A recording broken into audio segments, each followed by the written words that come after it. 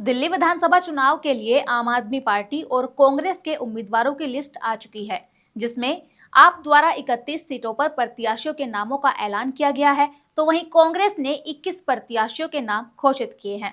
आपको बता दें, कांग्रेस ने जहां पहली लिस्ट में अनुभवी प्रत्याशियों को मैदान में उतारा है, तो वहीं कुछ सीटों पर नए चेहरों को भी उतारा गया है। तो चलिए आपको बताते हैं कि किन किन चेहरों पर कांग्रेस और आम आदमी पार्टी का आमना सामना होने वाला है।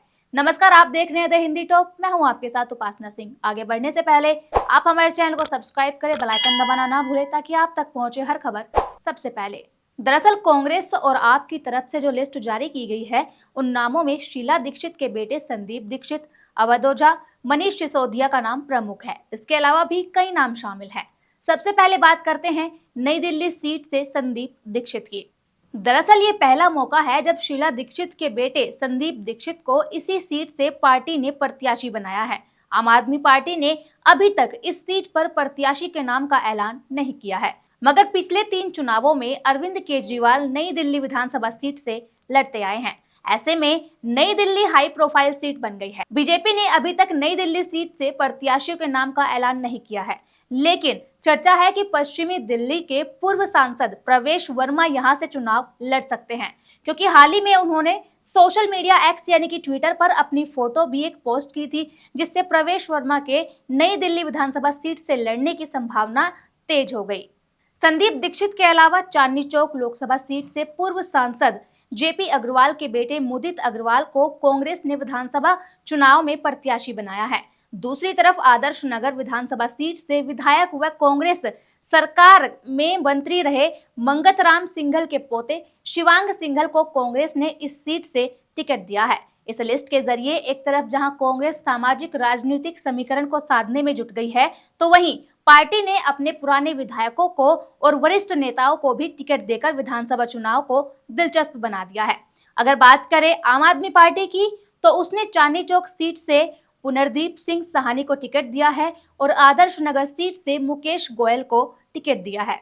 वहीं उत्तर पश्चिमी दिल्ली के सुल्तानपुर माजरा सीट से कई बार विधायक रह चुके जय किशन को भी इस बार कांग्रेस ने टिकट दिया है, जबकि आपने अभी तक इस सीट पर प्रत्याशी का नाम घोषित नहीं किया। इसके अलावा बुराड़ी सीट से मंगेश त्यागी, नरेला सीट से अरुणा कुमारी, नागलोई जाट सीट से रोहित चौधरी, शालीमार बाग से प्रवीण जैन, तिलक नगर से पीएस बावा, छतरपुर से राजेंद्र तंवर, अंबेडकर नगर से जयप्रकाश और ग्रेटर कैलाश से गर्वित सिंघवी को प्रत्याशी बनाया गया है।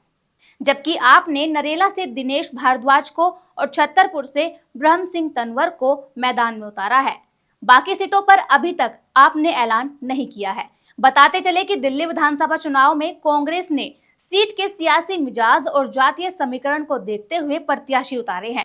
जैसे कांग्रेस ने 3 मुस्लिम 2 महिला को टिकट दिया है, लेकिन जातीय समीकरण के लिहाज से देखें तो 5 ब्राह्मण और 1 पंजाबी ब्राह्मण समाज पर दाव लगाया गया है। ऐसे ही कांग्रेस ने 2 गुज्जर, 2 जाट और 1 कायस्थ को भी प्रत्याशी बनाया है। इतना ही नहीं, कांग्रेस ने वैश्य समुदाय से भी 3 प्रत्याशी उतारे हैं, जो दलित समुदाय के 2 नेताओं को टिकट दे चुके हैं।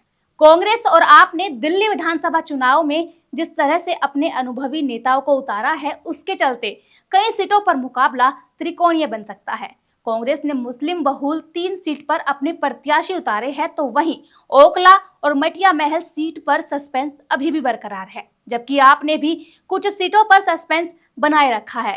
कांग्रेस ने जिन 3 सीटों पर मुस्लिम को टिकट दिया है, उन पर आम आदमी पार्टी से मुस्लिम ही कैंडिडेट किस्मत आजमा रहे हैं। इसके अलावा नई दिल्ली सीट से लेकर चांदनी चौक, बादली और वजीरपुर तक सीट पर मुकाबला रोचक हो गया है। कांग्रेस और आपने जिस तरह से अपने दिग्गज और अनुभवी नेताओं को दिल्ली के चुनावी दंगल में उतारा है, उससे मुकाबला और भी रोचक बनता दिख रहा है। तो वहीं दूसरी तरफ विपक्षी दलों की सियासी टेंशन भी बढ़ गई है। ऐसे में देखना यह होगा कि कांग्रेस और आपके दांव से किसका खेल बनता है और किसका बिगड़ता है। इस मुद्दे पर अपनी राय कमेंट में जरूर बताएं। फिलहाल के लिए इस खबर में इतना ही। ऐसे ही खबरों के लिए सब्सक्राइब करें द हिंदी टॉप। साथ ही हमें एक्स यानी ट्विटर, फेसबुक और इंस्टा पर भी फॉलो करें।